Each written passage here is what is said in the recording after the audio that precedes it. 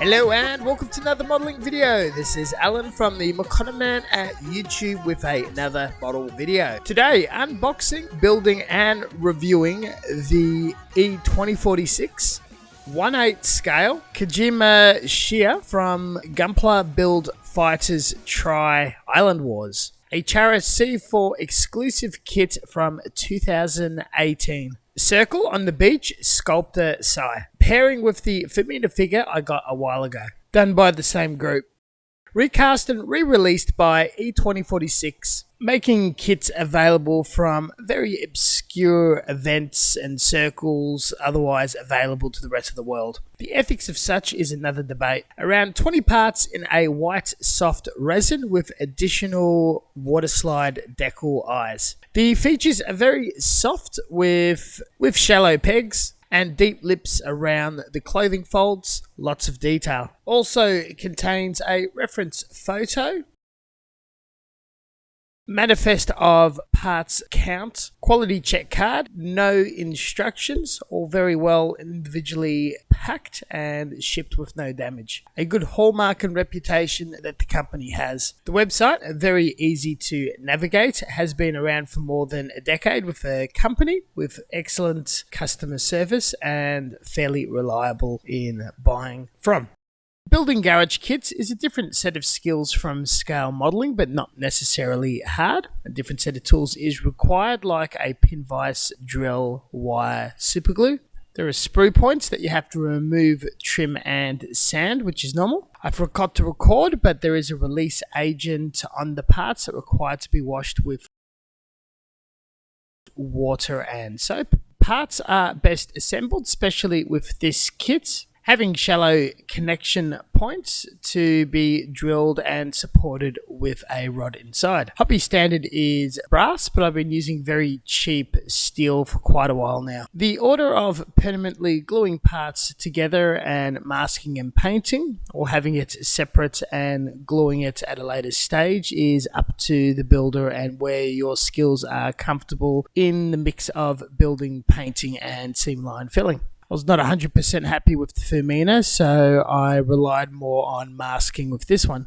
Garage kits are as diverse as the number of groups and sculptors are out there, which is very vast. The assembly build experience, quality and fit is different and not necessarily a reflection on the recaster, who's more responsible for the tidiness of the cast, such as bubbles and flash. Instructions is hit and miss and sometimes there or not in various detail. I start off checking off with all the parts with the parts checklist, then collect them in groups corresponding to the various body parts, head, torso, arms, legs. Identify and remove the sprue, followed by a test fit to make sure it's okay.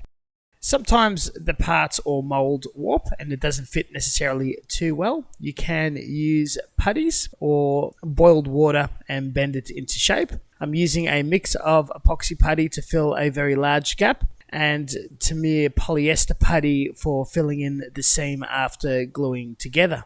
Polyester is very smooth, buttery, and adheres beautifully to resin, but also works on other materials quite nicely. It has a very pungent smell and carcinogenic, requiring ample ventilation for fumes. After 24 hours or a few hours, it is very soft and easily standable. The resin itself is also carcinogenic and should be wet, sanded, or done with a mask and ventilation. This kit has a low parts count, but the fitting is moderate, not quite amazing. Assembly and cleanup was done over 4 hours across 2 days. I'd say this bridges between experienced beginner to moderate level GK modeler after a couple of kits under your belt. After sanding the putty across 3 to 5 grits, 200 through to over 1,000. I'll be applying a automotive priming base coat to look for any flaws or faults Air bubbles, split seams, or remaining release agent that can cause the paint to fisheye and not stick in a little pool, showing a small orb of raw resin material. If the case, you can sand it back again and re-base coat it. This is mostly flesh, a character in a bikini, so I'm starting with a flesh tone. The paint is thinned to a watery viscosity used in a 0.3mm airbrush via a low power Houshing hobby oilless compressor. Had the colours match from an automotive store and thinning with automotive thinner. You can get all of these colours by Mr. Hobby or Guy Notes in lacquer, which is the best to atomize and adhere to the material. Once we have a flat flesh look across the entire arms, legs, torso, I've started picking out shadows and crevices with a darker flesh or tan and highlighting the main thighs, top of the face and tummy with lighter and lighter colours, 3 to 4 tones. To give a little bit of blush, cascading light effects, shadowing, and lived warm human effect that's still a sterile, flawless anime character figure. It's a little tricky to capture. A really cool additional feature is water slide eye decals to not paint them. These are, however, just off-the-shelf printer decal sheets using a home-grade printer without white backing and not pre-cut like scale model decals. A bit thick too. You will need to cut them out, paint white underneath and use decal sets to get into the crevices. Don't forget top coat to protect it. You get 2 sets just in case you make a mistake. Not amazing, you can make it work or use as a guide to hand paint on. Moving away from airbrushing and shading every part of the model, I'm hand painting clothing, footwear and small effects. You can shade it to 2 effects with a brush in a lighter or dark colour, even masking off the area and shading it with an airbrush, which I do with 3D printed GKs. It's far more needed for my current style and I'm preferring it over faults in the seams where I can repair or repaint paint faults quite easily. Paint streaks and texture issues is easily resolved by airbrushing straight thinner that rehydrates the lacquer paint and dries, settles as if it was sprayed on. Do it wet but not so much so that it pulls and drips. Hitting the airbrush again for the clothing and hair with multiple tones again. Made quick work of the jacket with a diverse range of blues and blue greys. The hair I may have stuffed up a bit by relying on the reference photo in the box rather than looking at online references and the animation. I saw what I thought was a purple hue and started with that, lightening it up, doing the edges and dusting on a white filter, where her palette is purely all blues and greys. Once I shaded it to a near white grey state, was pretty pleased with it and happy to keep it. Touched up a few details like the sandals, drawstring on the jackets and the little Gundam in her hands, finishing off with assembly with super glue and mounting her on the base with a few coats of home brewed clear matte via a larger 0.5mm mini spray gun to balance out the finish of the various different paints and touching up the eyes of gloss. The base is made of the other half of the tree branch slice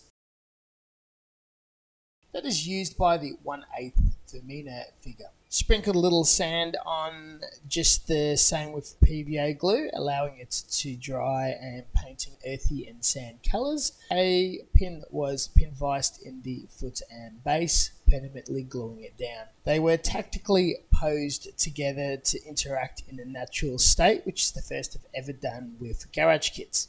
And that concludes the build. It was a very quick and straightforward build. Enjoyed it quite a bit and very, very pleased how it came out. I think I've got a little bit of a better command on toning with flesh and shading in this scale in medium. The sculpt and posing does come to its own once a little colour is splashed on it and she's all together. Posing her with her friend Femina is the cherry on top of the pie. I got her on sale from E2046 and very shortly threw her together and painted her in a couple of weeks. As a quick mental build and extra content in between other projects, which I rarely do with resin and garage kits. Just a matter of spending time on the tools and being more and more comfortable with the medium and modelling style.